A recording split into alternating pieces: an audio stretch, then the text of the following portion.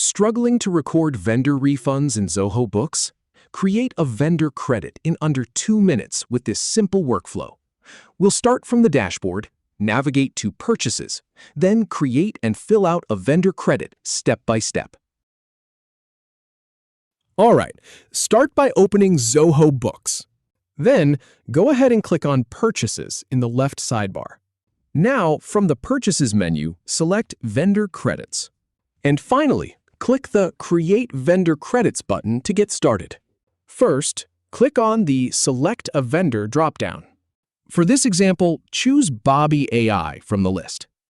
Now, type in the credit note number. Then, enter the order number as well. Next, click on Item Details to expand that section.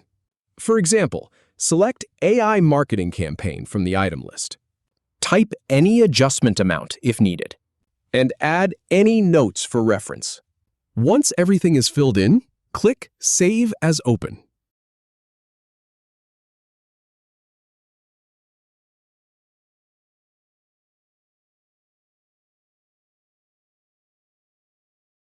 Finally, review the vendor credit record to confirm it's correct.